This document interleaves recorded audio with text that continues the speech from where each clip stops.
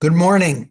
Today is January 8th, 2026, and welcome to this installment of the New Possibilities Hour, part of the Will Work for Food project founded by Natalie Armstrong Motan.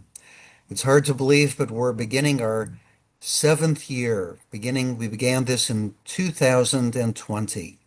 Every Thursday, along with Natalie, I am proud to host, along with Jean Lawler, David Schwimmer and Michael Schwimmer and David Schraga, another fabulous webinar for mediators, arbitrators, lawyers, and everybody who negotiates. As you know, there's As you no know, there's charge. no charge. As you know, there's no charge for these great webinars. Rather, we ask you to contribute to a food bank if you like what you see and you're in a position to contribute. One of my favorite parts of the webinar each week is when we announce our running total of just how much our generous audiences have contributed to date in honor of our great speakers. Jean Lawler, would you please do the honors? With pleasure. Welcome. Happy New Year, everybody. And it's great to start out a new year fresh with some great numbers here. The donations through year end of 2025, of which we'd been told, the number is $910,452.78. So before everyone got on, we were putting in our own bets, no money involved, but just guessing when we'll hit the $1 million mark. We're looking at spring or summer, and thank you so much for being here. And please do let us know whatever your donation is, small or large, it doesn't matter. It all makes a difference. So thank you. Thank you so much, Jean. It's fabulous. The generosity of our audiences and the generosity of our speakers with their time and insights over the many years and hopefully for many years into the future. We're kicking off this year with a fabulous presentation, The Digital Evolution of Mediation, AI Integration, and the Future. We will consider the evolution of mediation over 40 years from a fully physical event to a digital phenomenon. We'll consider how to think about integrating AI into your mediation practice. There are opportunities previously unavailable for mediation participants to elevate their information base and understanding. How can we do it? How can we use all this to the best advantage of our clients, mediation participants, and ourselves? There's nobody better to present on this than Jim Melamed. Jim co-founded Mediate.com in 1996 along with John Hiley and served as CEO of Mediate.com through June of 2020. Jim is currently board chair and general counsel for Resourceful Internet Solutions, Inc., home to Mediate.com, Arbitrate.com, ODR.com, and other leading dispute resolution sites. During Jim's 25-year tenure, Mediate.com received the American Bar Association's 2010 Institutional Problem Solver Award. Before Mediate.com, Jim founded the Mediation Center in Eugene, Oregon in 1983 and served as the executive director of the Academy of Family Mediators from 1987 to 1993. Jim was also the first president and executive director of the Oregon Mediation Association, 1985. I also want to add that Jim was the trainer in one of the very first mediation trainings I ever took, all the way back in the mid-1990s. And Jim, your sound advice, I still put it to work every day. One thing really sticks out in my mind: credit their positive intentions. Yeah. Always look at the bright side and the good intentions, positive intentions that people are bringing to mediation. I thanked you for that sound advice then, Jim, and it has served me well for over 30 years. Looking forward to more sound advice today. Please give us a word or two about the food bank to which you would like people to contribute if they're able to do so. And then on with the presentation. Jim Melamed, coming to us from Oregon. The floor is yours. Yes, I'm trying to support the Lane County Food Bank, which is down in Eugene. We've now moved up around Bend, but there's plenty of need everywhere, and I'm familiar with the folks that run the food bank, and so it's a great honor to support them and encourage you to do the same. Uh, Thank you so much, Jeff, David, Natalie, Jean, for this opportunity. I also want to mention we've got some real stars, including Bob Bergman is on the call in terms of what's happening on the front lines of AI and the like. So, Bob, I trust that you'll correct me along the way.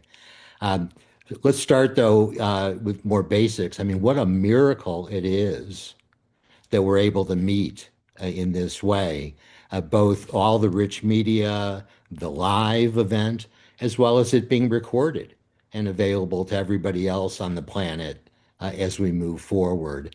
And I just think this is critical because as we move into AI, the field really needs to retrain itself, in my mind. And I'm sure that this will be done with online training as well. Another miracle that we're really used to is the PDF. And I've already posted the PDF for this presentation. It's right available at the mediate.com homepage. The specific URL is mediate.com/digital evolution. And by having posted that, I'm hoping that'll free you from needing to take many notes because there is a lot of detail. And it's also going to free me to go a lot more quickly because I am going to go very quickly rather than burrow down into some real deep specifics. I'm really trying to give you a sense of the landscape as mediation moves into this new era of AI. We will start, however, going down memory lane and see how quickly with a picture show we got here. But we're going to be doing that at 70 miles an hour. So please put your seatbelts on if you'd be so kind. We also would be remiss to not mention COVID as an unbelievable event in bringing mediation online uh, to Zoom and in prompting so much additional development. It was unbelievable, March of 2020, where literally overnight, the only mediation that was happening, at least in the States, was online mediation. And I was kicking myself for not having brought that up as a possible exercise in mediation trainings. Would that be a great assignment to people? Imagine you couldn't meet physically with the people. How would you do it? I wish we would have been foresightful enough to bring that up as an exercise. Uh, the result, however, is that between 70 and 80% of all mediations now are exclusively online. And that reason for that is between 70 and 80% of mediators and 70 and 80% of participants would prefer to mediate online. So this is unbelievable, really relevant for court programs, agency, corporate programs as well.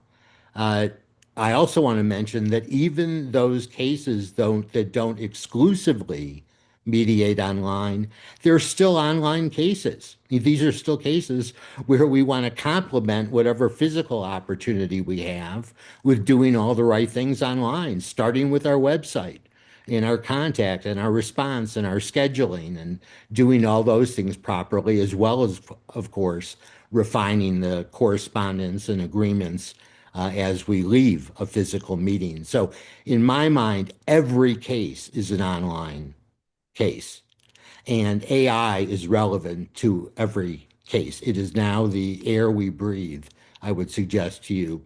And whether we want to get into it or not, our participants already are. In fact, they'll be educating us in part as we move forward. So, what an unbelievable thing that this field that became 100 started out in the mid 80s, early 90s as 100% physical, relying on calls to landlines, relying on the postal service for delivering documents. There was no internet, there was no digitization, and that this field, including our best practices, Jeff, that we trained on, 30 plus years ago, now has all become fully digitized. And it's just a remarkable thing. So, with that, I'm going to go ahead and launch a picture show.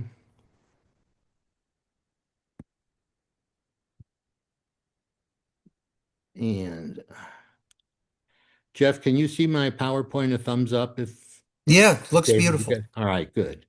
So there's the URL for where the PDF is. And of course, PDFs are clickable. So you'll see a lot of additional URLs along the way. There's Food for Lane County. So just a couple of upfront questions. I encourage people to think, do you favor participant empowerment in mediation? You know, the contrast would be I just take them as I get them. I don't do anything to assist them to be better, more capable. But do you, and if so, how much empowerment? Because I've never been able to figure out a basis for withholding support and assistance. If you're withholding to one, are you favoring the other, et cetera? So for me, I have a complete commitment to assisting each participant to be as capable as they possibly can every moment. I'm not every moment in real time, but as part of the mediation. All right. So this is an issue. Do we as mediators participate in empowerment? If so, how much? If complete, I think we need to integrate AI as we move forward. Uh, and in fact, I'm going to suggest to you from a business perspective, okay, from a mediation industry perspective, that the smartest thing we could do right now is to fully embrace participant empowerment and optimized problem solving. I actually think intrinsically, most of us have already done this. It's why we mediate. We want to help people. We want to assist them to reach the most capable possible agreements. And so my suggestion is we make what's been implicit explicit as part of differentiating mediation in the dispute resolution terrain, in the landscape. We are the only process, intrinsically or explicitly, that is really there to assist people to be at their best and to reach most capable agreements. Now, if we want to more purposefully embrace AI as a furtherance of empowerment and optimized problem solving, I have a question. How would we best do that? Okay. So we've come a long way. This is what things looked like when I started. And in fact, it was pink phone message slips that drove me to the digital world. I was trying to manage the Academy of Family Mediators. I was being driven nuts by endless phone tag and really unsuccessful phone calls with individual people when they could be available. And as I'll show, it was 1988 where I met John Healy in Montreal at the NCPCR conference, where he showed me this new thing called email and attachments and bulletin boards. And this was 8 years before the commercial internet. This was back in the day of proprietary networks. But some of you will remember carbon paper. Phones were to places, not people. We would have typewriters, but we were lucky if we could correct a couple characters. Um, Whiteout was a big deal for me as I got started in mediation. We'll be talking a little bit about the pace of change. I think the whole thing got started in the 1840s with Remington inventing the typewriter. And I want to note it was 110 years later that they finally invented whiteout. Okay, and that's our first data points in terms of the pace of change. But everything was physical. We're mailing things to people. We had mimeograph, etc. How far we have come. My first three cases were on a typewriter. And every time folks wanted to add a paragraph or change something, I would cringe and feel like a coronary was coming on. But either retype the page or use whiteout.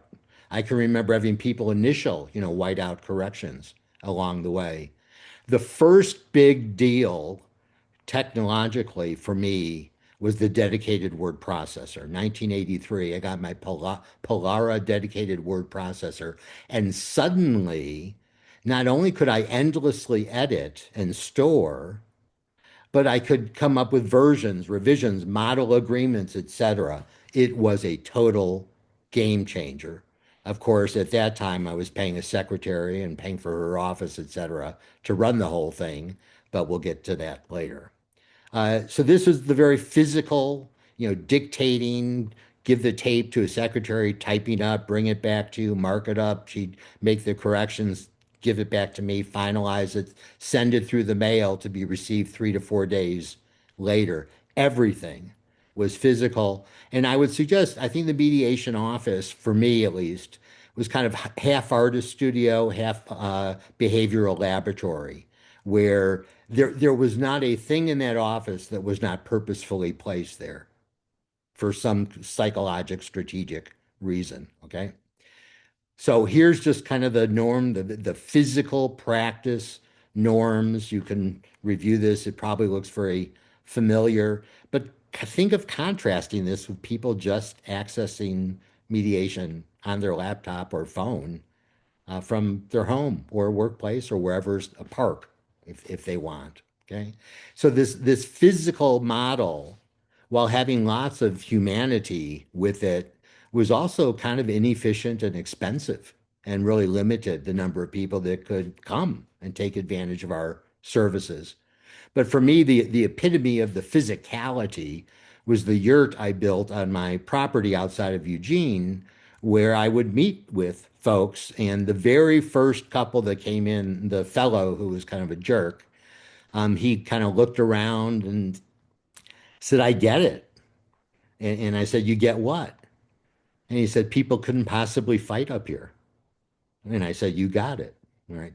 So there is a place for the physical environment and the state of being that it creates. And I think you'll see I'm still able to take advantage of that. So here's John. And John, over a number of years, just said, let me show you email. Then one day it was, hey, it's not just fonts on a green monitor anymore. You can get an amber monitor. And then it was colored monitors and colored fonts. And then one day it was, hey, let me show you this picture. And then another day it was, would you listen to this audio? And another day it was, can you believe this video? We've got video happening now, And my response was always the same, which is this changes everything. And it did as we got all the modalities online. Now, John and I used to also talk about the holy grail. Would the online environment ever get so good that people would actually say, we can just do it online. We don't need to physically go there. And, that has turned out to be Zoom. That has turned out to be Zoom as a meeting surrogate. And we would talk about the pace of change, which is ever quickening. So very quickly, the first major technologic development was word processing, moved over to PCs and Macs, and we're not going to have any religious discussions about that in the moment. But the ability for endless word processing, unlimited storage, ever improving software. You all will remember WordPerfect, I'm sure. Many of you supplanted by Word over time. You probably remember stuffing a dozen disks just to update your version. Also, ever increasing mobility. And this is critical in terms of us being able to take our work wherever we want and also reach people. One of the most mind-blowing things, I'll get there in a moment. Next major event is the World Wide Web, the graphical, rich media internet. Remarkably, browsers are an underappreciated software. They hold all of our modalities of communication, text, image, audio, video, delivered either in real time or asynchronous. And this is our palette as mediation artists.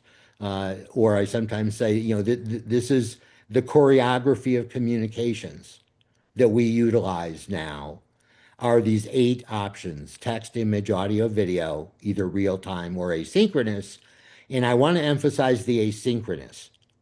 When we're in real time in mediation, we get people's first response, usually a prepared, rehearsed response. When we give them homework, questions to think about or explore, we don't get their first. 312, 318, and a progressive claim representative. You within the next. All right, so somebody could be muted perhaps. And so that's the key to asynchrony is we can have people percolate on things, think about things, give them new questions to think about, and do it on their own asynchronous time. We don't even need to charge them for it, and we're going to get their best thinking, not their first response. Okay, so I think asynchrony is critical to assisting people to go into new brain cells and have some new thinking. The phone, oh my God, what a change. I don't even know why we call it a phone anymore. We actually now have a computer in everybody's pocket or purse. And over time, the bandwidth was expanded. And this converted our communications from being place-based to personalized, person based. And over time, we developed enough bandwidth on the mobile devices that people now have an expectation they can access anything on the web on their phone. This has been a big challenge. The challenge was initially called responsive design. How do you design your web platform so that it works whether somebody's on a big computer or whether they're on their phone? But we've met that challenge. I do want to mention, though, that at mediate.com, it used to be 100% of the traffic was on computers. 70% of our traffic is now on a phone, a mobile device. And we have to have that expectation with regard to online mediation as well. People are remarkably going to be doing a lot of it just on their phone with that limited real estate. One big change that's happening right now is that we're shifting from just needing to type stuff to people being able to access more and more of the internet, including online mediation, just with audio, talking to the phone. And then we'll have the AI just go ahead and write it up for them and ask for approval. So the whole interface is changing. The cloud, a really big deal. Now we don't have to worry about updates of software. It just kind of happens. It also stores our data for us, which takes care of the backup issue. So here's kind of a list of just a bunch of things that changed over about 30 years. And the main point I want to make here is that the front end and the back end of mediation were substantially digitized before COVID. People had websites, they were contacted, they scheduled, they got payment, etc. But then they would physically meet, and then after that, they would process the content digitally, correspondence, drafts, track changes, DocuSign, satisfaction surveys. The front end and the back end were substantially digitized prior to COVID. And that's what allowed us, I think, to survive and thrive with COVID. All right. So, big deal. The Holy Grail arrived with Zoom. Oh my God, what a miracle that we got it. And guess who's back mediating in the yurt? Because when you're mediating on Zoom, you can have any background you want. And I still tell the yurt story, and it works, even though we're doing it digitally. And I say, the first people came here, they said they couldn't possibly fight here. And I say, hopefully they'll rub off on you all in this meeting as well. All right. And then finally, we've got AI. And AI is bigger than any previous development. And the reason is all the previous developments really were digital plumbing that just made the online environment better, better, better, more facile, more effective, more real. Okay? AI now deals with what's going through all those pipes. Okay? It can deal with any of the substantive issues that we're dealing with, and this is new. So there's a wonderful resource I encourage you to check out at odr.com/AI. This is managed by Colin Rule, now the CEO of odr.com and mediate.com, and Claire Fowler. And it's about 30 pages where they review a number of ethical issues. They give platform reviews, including platforms to be avoided for reasons of security and privacy. And they also give a number of sample prompts for working with AI. And I told them I was going to be mentioning that today. And so I think I motivated them to do a further update of this resource as well. Now, next piece is, we all mediate differently. We mediate in different contexts, different cultures, etc. And I'm a great believer in 31 flavors of mediation. I think the more we're out there and that people can choose the one or the people that seem most attractive and right for them, fantastic. What I do historically was family, workplace, family business, increasingly actually tech companies. But a commonality to them is that there would be a historic relationship, there would be a drama, a falling out, but there would also be issues about future relationship. And this is in addition to the substantive issues themselves, right? I also typically am mediating with the real parties in interest. They may well have attorneys and other advisors, but they're going to be outside because why do you need to drag them in and pay them an hourly rate when, hopefully you're going to figure this out and be able to work together again, et cetera. So for me, what I call maximizing mediation or optimizing mediation, I want to assist people to be at their individual best. Do they come to us that way? I think the answer is typically not.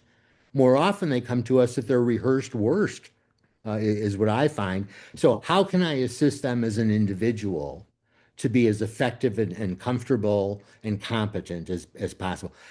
Second thing, can I assist these folks to work together? And to what extent have they? What extent might they have any agreement? How did you meet? What have you been successful with? All right, maybe we'll apply some of that success going forward as well. And ultimately, I also want them to get as much substantive satisfaction as possible, right? And my main point here is AI helps me with all of these aspects, not just the substantive issues, but if people have a difficult history, I can describe it for AI. What are your thoughts about how I might bend this around the curve and get us in a more constructive relation? So you can ask AI anything and it will respond.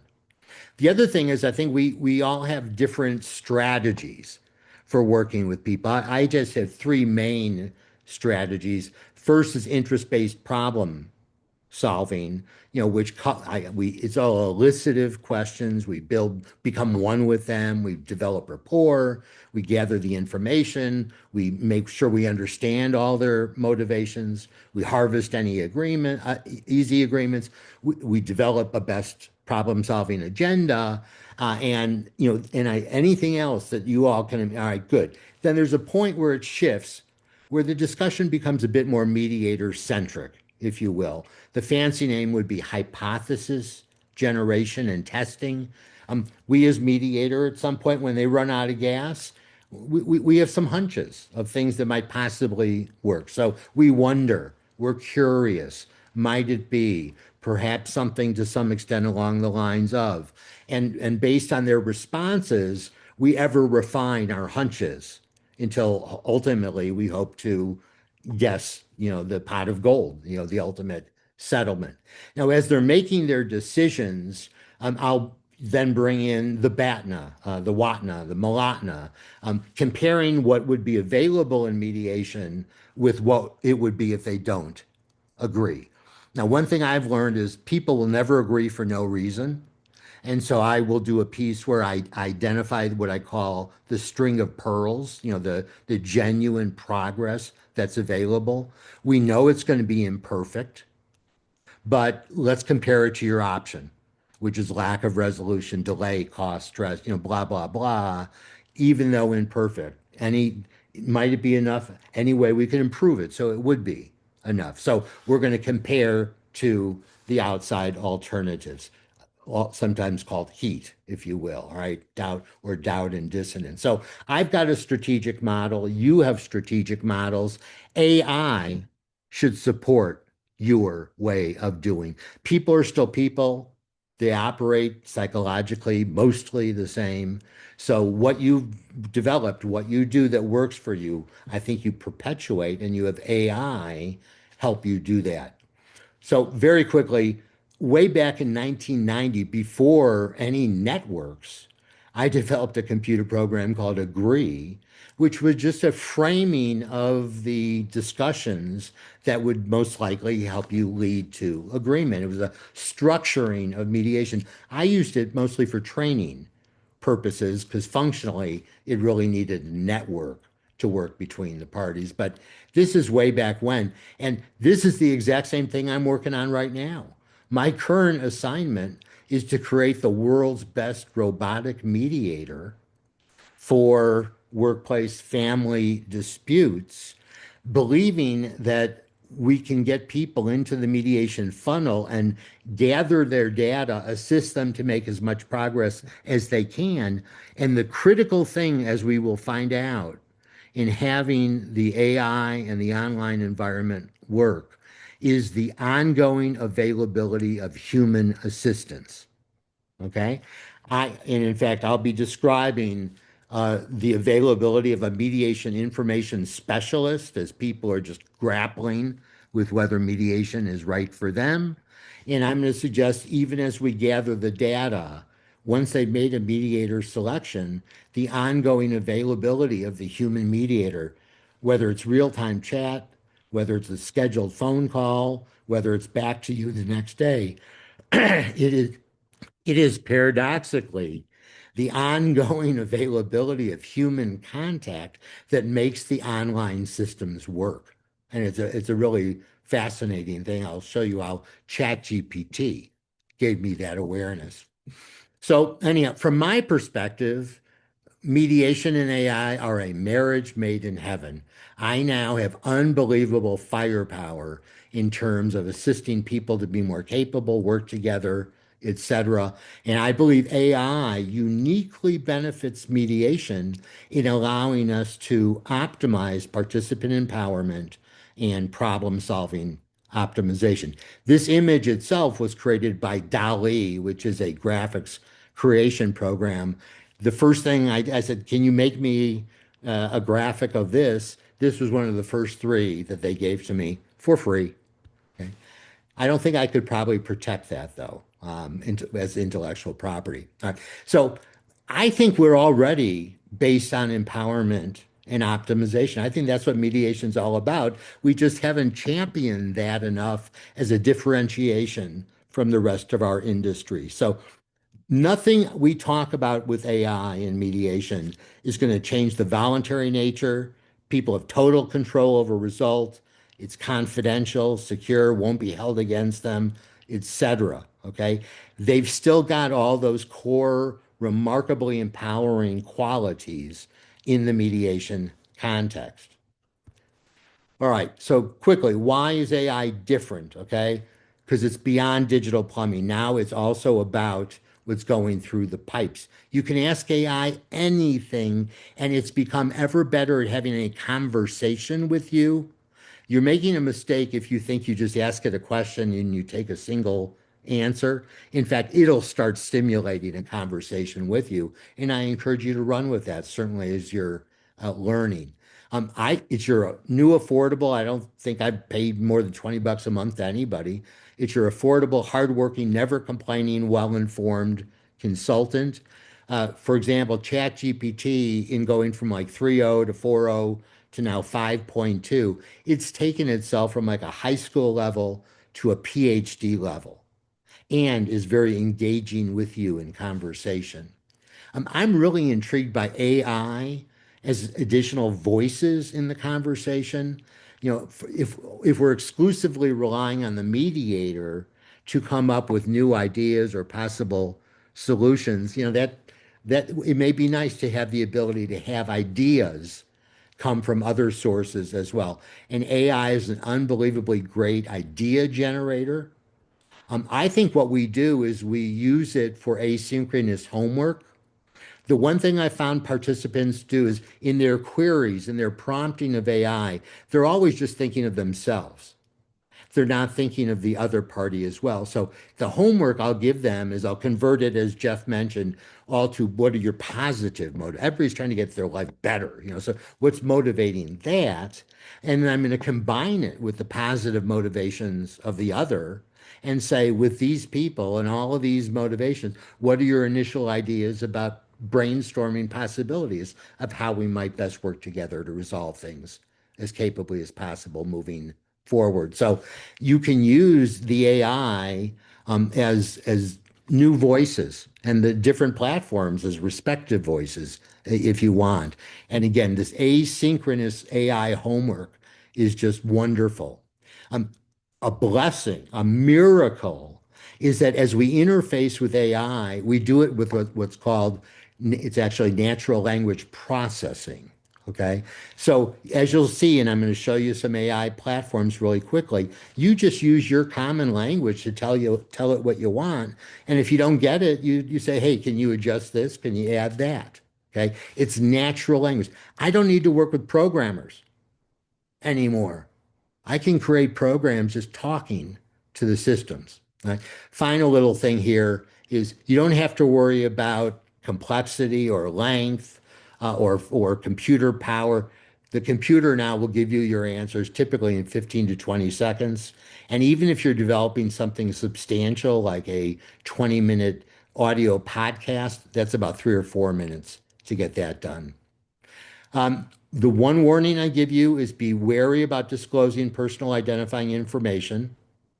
I do encourage you to try at least 2 or 3 of the large language models, GPT, Gemini, Claude are 3 leading ones.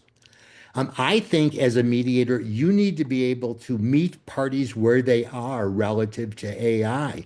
You actually need in your initial conversation with them, be it individual caucus discussion or be it joint.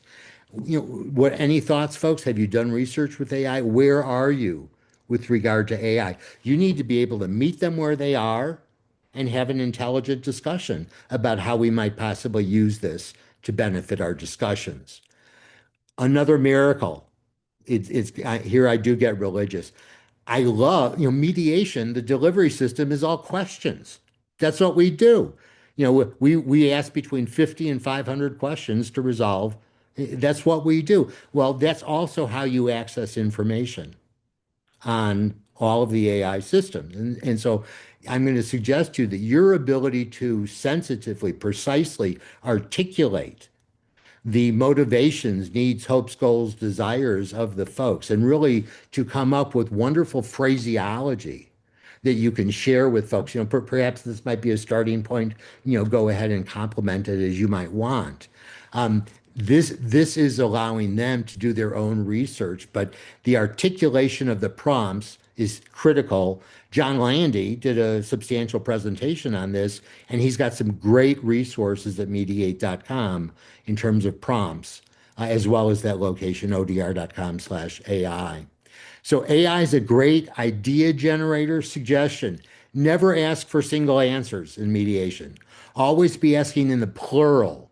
What are the options? What are the possibilities? What are exchanges that might be made? Always ask in the plural. We're all concerned appropriately about hallucinations. Okay? We're getting better at tracking those down and getting rid of them by what they call source tracking, but they do still exist. And critical issues, anything that goes out of your office, you're responsible for. AI may do an amazing job and take you to the 2-yard line with something, but you're responsible. You need to review it. Okay. You can have AI tools help you, but you're responsible. Finally, I'm suggesting that there's 3 components now in online mediation: automation, AI, and what I'll call the human touch. And I'm going to introduce the Turing test in a short moment. Now, here is just a resource that you might consider. I asked ChatGPT what would be a good provision for people to add to their agreement to mediate relative to AI utilization. And here, the primary differentiation is between administrative ministerial functions and substantive discussions. Okay? My belief is, first of all, you can never be too transparent, but do you really need to tell everybody how you're running your website and how you're responding to their, I don't think the administrative ministerial stuff is the problem. The issue is anytime we're dealing with substantive issue consideration. I do think transparency is required. And you're going to go ahead and set this off at your first meetings, letting them know what you've done out there with AI, hearing from them. And okay, folks, let's stay in touch. And what I will let you know is that anytime what you're hearing from me is because I was doing some research on AI, I'm going to let you know about that. All right. So the differentiation between administrative ministerial functions like marketing your practice or Grammarly, to correct, I don't think we need to worry about being fully transparent with that. But anytime we're using AI to help on the substantive issues, I think we demonstrate our candor and delivering on what we said we would do by being clear about that. So here's provision to consider adding into your agreement to mediate. All right. Now let's go quickly how I got into the AI stuff. First thing I did was I was writing obituaries. And there's my prompting in the italics there. And I was blown away. For some reason, I know a lot of people that are older in the field. I can't figure out why that is. But people would pass, and I would really feel I wanted to do a great job on an obituary for this person. And what I found is coming up with a prompting like this would give me, sometimes they'd say, here it is, or sometimes they'd say, take a look at these two obituaries. They were so much better than I could have ever done. And the total time required from me was 10 minutes rather than an hour and a half. All I would go in there and is maybe do an adjustment or two, add a couple links. And these are sample obituaries that I did. I did one for Tom Fee. Colin, my boss, calls me the next day. How the hell did you develop that obituary? I did one for Jeff Krivis. Amy, his wife, called me up the next day and said, how did you do that? And the reality is I had AI put me on the 2 yard line and I just polished a teeny bit and away we went. Because I do recognize a lot of folks from a long time ago, please, please, please think about your digital legacy. I encourage you to have Mediate republish your stuff. It will also get it into the AI systems that are out there. But I promise you, your digital legacy will survive you and probably longer than any other aspect. So take a look at our memorial section. Think about how you want to be remembered. Let's make sure we got your best stuff there. AI podcasts have been just a revelation for us. We've got 15,000 articles, news items, audios, videos, a lot of them, 10, 20, 30 years old now. And what I have found is a fantastic ability to take a lot of our biggest, most complex pieces and develop 10 to 25-minute AI podcasts. And the program I use, as I'll show you in a minute, is Notebook LM. Fantastic AI platform. I so much wish I would have had this during law school. The whole thing about Notebook LM is you can load any sources in there, and you'll see there's a variety of outputs you can do, text, audio, or even video now. And the cool thing is Notebook LM, its commitment is to teaching you all the content across the board, even-handed. It's not like a human podcast where you're going to go down tangents, but won't really get the whole. So as a learning device, example, the ultimate agreement, AAA bought mediate.com and ODR.com. The purchase agreement was 79 pages. I couldn't understand half of it, but I had Notebook LM tell me what were the most relevant pieces, and I understood it in a fraction of the time. Okay. Also at mediate.com, we now have a chatbot to help people find their mediator. You can see the lime green box there. You can also see John Landy's article about the art of AI prompting in dispute resolution. So the chatbot now is another accessing point for people getting their mediators. We've got tons of AI content. The link up here will work for you. We're publishing 2 and 3 articles a week at this point. It's really mind-boggling. Amazing authors, John Landy, Bob Bergman, I mentioned. Bridget McCormick is the CEO of AAA. She's been amazing with regard to AI. I'll show you some more stuff on that. We've got Claire Fowler, we've got Colin Rule. These are among the real leaders in AI. We've now got 9 or 10 AI courses at mediateuniversity.com. There's a phenomenal course for people that do divorce mediation that is there, just amazing, with like 19 presenters. And there's a thing we just completed, these monthly consultation groups. For 2025, we had 7 thematic meetings. You can see what they are in bold there. They're all recorded, they're all available. I encourage you to consider just watching those on video. It'll get you up to speed. Claire Fowler took the lead on this. And for each of these topics, she would explore 3 or 4 different platforms, and she would typically come up with a recommended platform, and she would demonstrate how you get going on it. So if any of this stuff is of interest to you, please consider you can subscribe to Dive into AI. We're starting another consultation group in February for 2026. My understanding is it's going to be more open discussion, not quite as planful as this one. I believe it's going to be free as well. So keep an eye open for that. All right. And Jeff, do you need to interrupt me or slow down? I'm going to check my clock here. No, And we have about 15 minutes to go, Jim. good. Please keep going. All right. So these are just a few of the pieces already been mentioned. Here's a Chat GPT interface. Um, Ask it anything, literally. Okay. Um, the plus thing would be if you wanted to upload text or an image or a file for these are the main tools: image, searching the web, either writing or developing code or doing deep research. Notice on the right side there is a microphone. And John Healy, my partner, he never learned to really type. He was a hunt and pecker his entire life. He now completely interfaces with ChatGPT and AI just by talking to the system, as does my wife, which is pretty amazing. I still type. Uh, how fast ChatGPT is growing: 1 million in 5 days, 100 million in 2 months. There's now over 800 million users of ChatGPT, and they're expecting 1 billion users by the end of 2026. And it's not the only platform, but I'm just giving you a sense.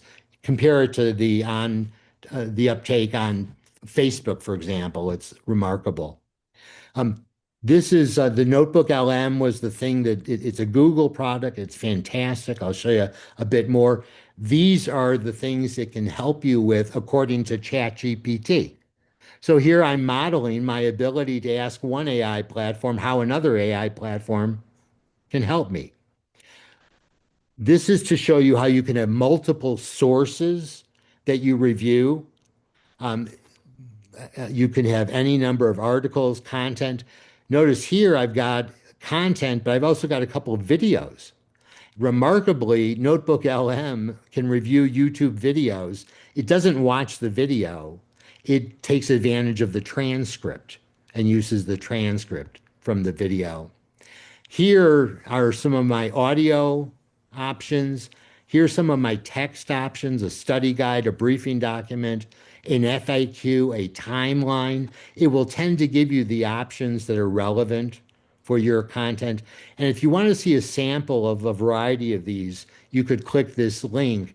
There's new 2025 family mediation standards. So I developed a summary, a briefing document, an audio, and a video. The audios are called Deep Dive. The videos are called Explainer videos.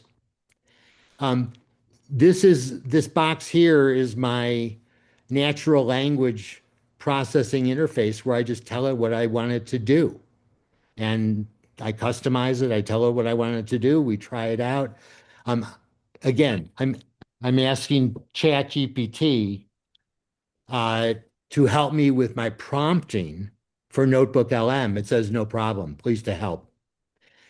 There's some other audio AI outputs.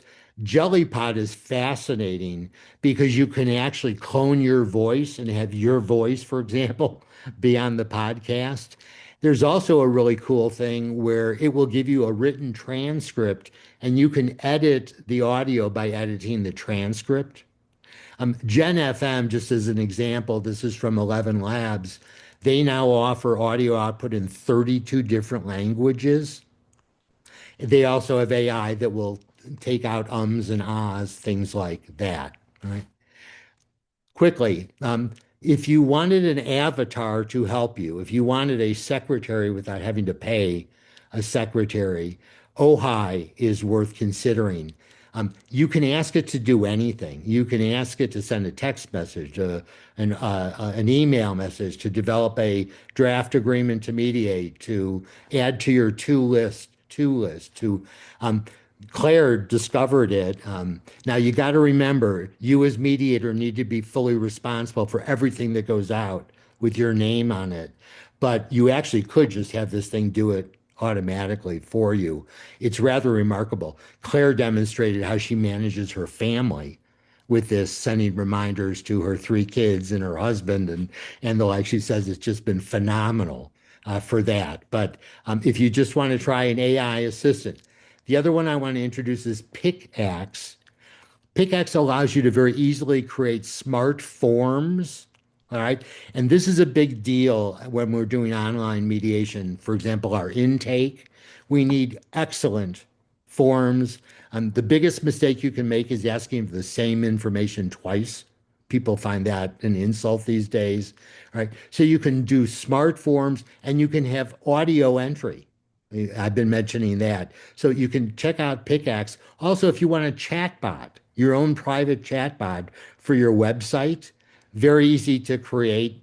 Um, this is our natural language. Just tell the chatbot what we want it to do. You push a button, you have a chatbot in 10 minutes. It's crazy. All right.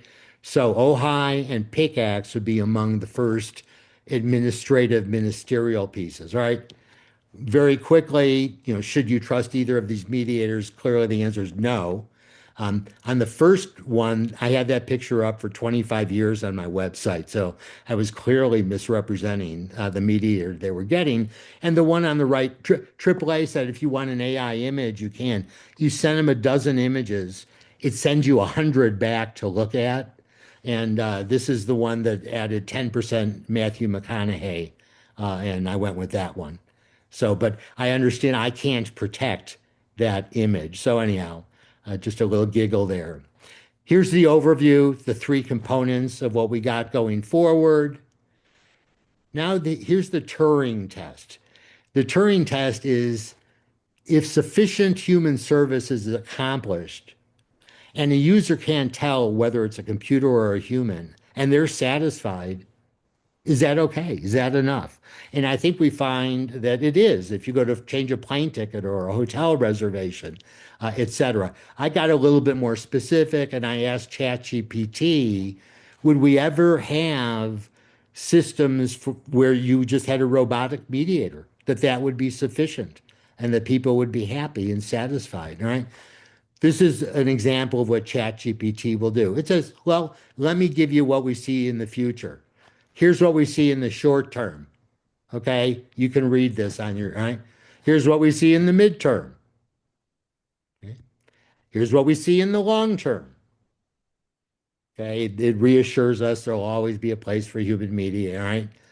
And then it gives a final thought, and then it says, hey, would you like me to develop a framework for that whole system? I said, sure, why not? It gives me now a complete framework. I sent this to Colin. He was blown away in terms of what would be the various components of a most capable online mediation system,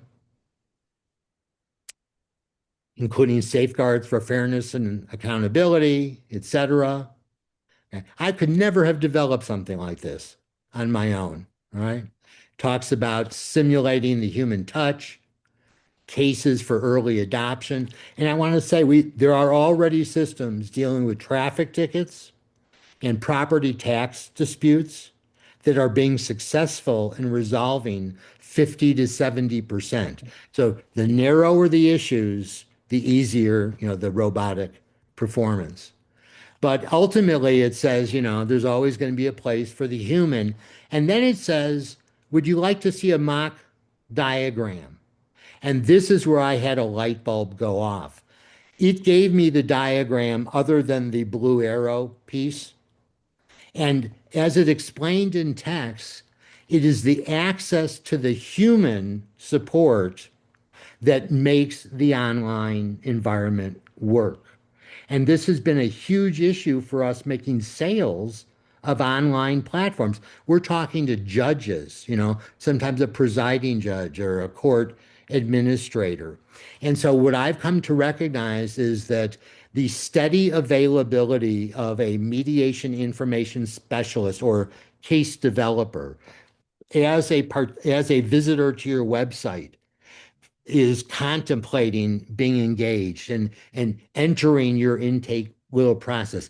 The ever-present availability of the human support, be it by live chat or a scheduled phone call or whatever way.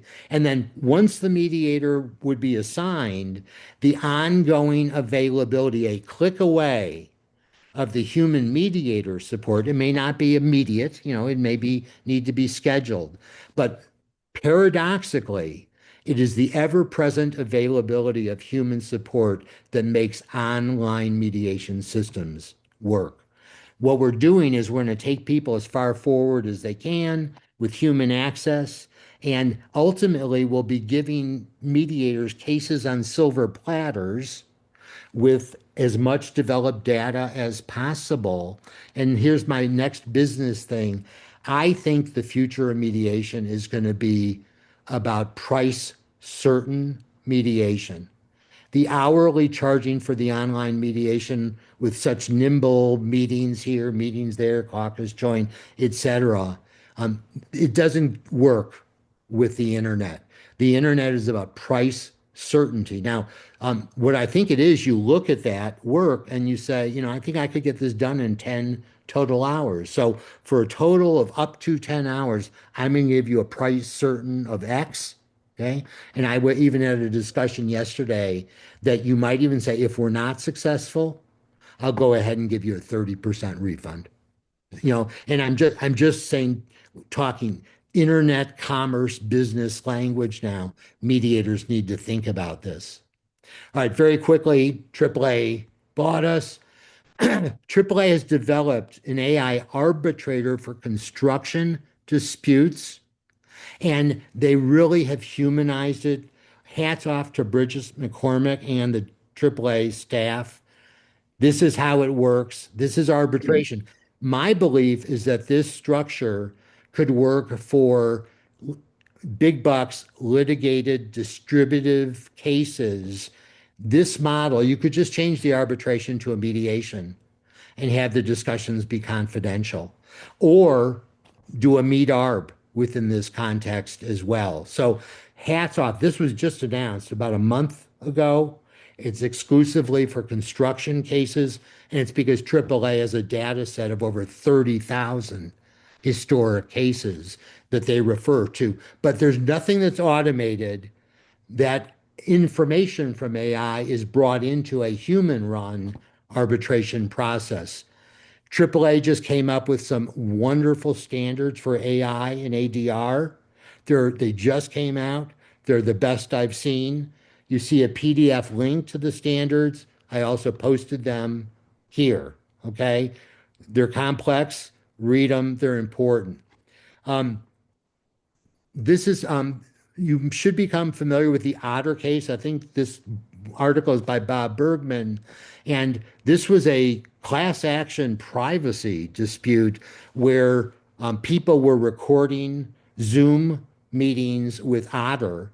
And in fact, I noticed that somebody was recording this meeting initially with Otter as well. And if we were a mediation, we would make certain that if there was any such recording, that it was by agreement and with transparency. Bob's recommendations. All right. Finally, I've now been meeting with John Healy again, the guy who I founded Mediate.com with, and we meet on Zoom, and we take advantage of Zoom's AI companion. And the AI companion did a meeting summary for us. It did a complete transcript, and all of these next step action items actually go right to the transcript where it was agreed upon.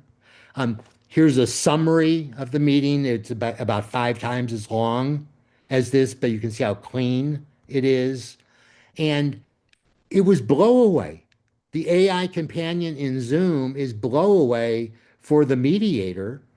You don't have to take notes. You really don't. You can be fully present there. So I asked ChatGPT if we were to use the AI companion in Zoom, what kind of understanding would we want with the parties? And you'll see the response here. And I added one piece, which is that all data would be deleted fully within 72 hours.